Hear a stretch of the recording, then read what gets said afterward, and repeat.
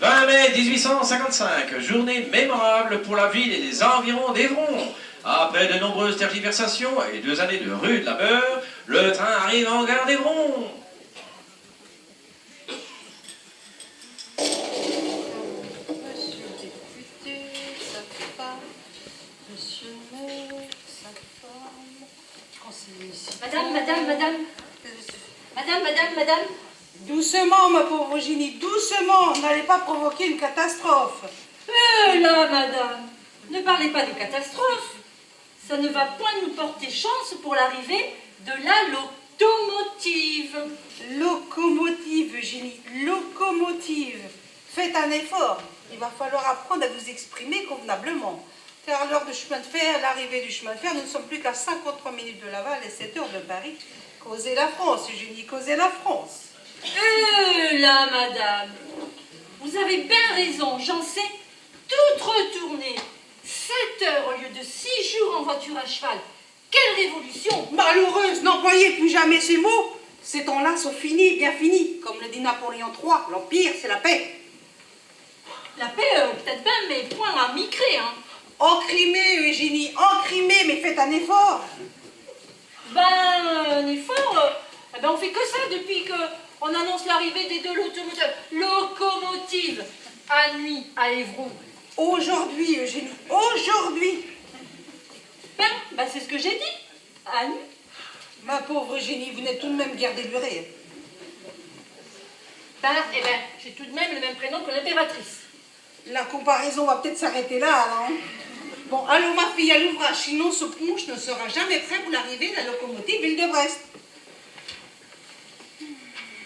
Dites, madame, c'est quand même bizarre de s'appeler Ville de Brest quand on arrive de Paris. Cessez, Eugénie, à la folle vitesse où elle roule, 60 km/h. Vous vous rendez compte? Elle sera en gare d'Évron avant que vous n'ayez fini de distribuer vos assiettes. Dites, madame, Justement, mon Gustave, il dit que les vaches, elles vont se tordre le cou à tenter de les suivre du regard. Et puis même que ça va leur faire tourner le lait. Enfin, Eugénie, mais c'est baliverne. Le progrès, c'est l'avenir. Et profitons-en, car nous aurons du mal à faire mieux. Oui, mais quand même, si le lait tourne, on va avoir du mal à faire notre beurre. Non, mais c'est trop vrai.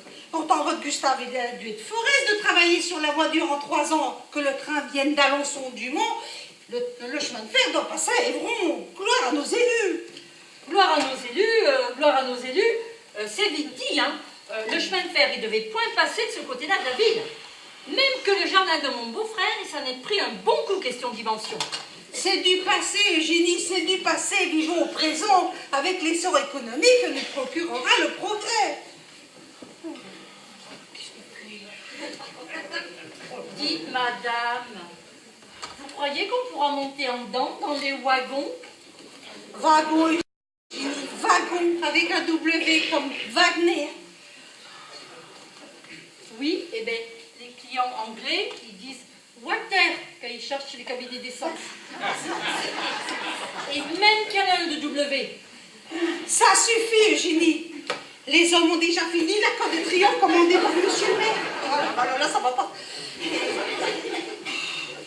Et nous allons jamais être prêts pour le banquet. Là, madame, c'est qu'il va y en avoir du beau linge. Monsieur le curé, monsieur le maire, monsieur le préfet, monsieur le curé, messieurs les conseillers municipaux, le bedeau, monsieur le curé. C'est bon, on a compris, tous les notables seront là, y compris monsieur le curé. Mais oui, mais il n'y aura pas le père Émile. Celui qui s'occupe de relayer le poste Évronais, mais c'est pas son jour. Mais oui, mais il y en a qui disent qu'il va se retrouver au chômage à cause du chemin de fer. Peut-être, Eugénie, peut-être. Tout ça va nécessiter un peu de temps pour se mettre en place, mais l'arrivée du chemin de fer va amener de nouveaux métiers. Il paraît que l'on cherche à l'empiste. Ah, mais ça c'est sûr qu'ils connaissent la piste, les chevaux du père Émile, hein.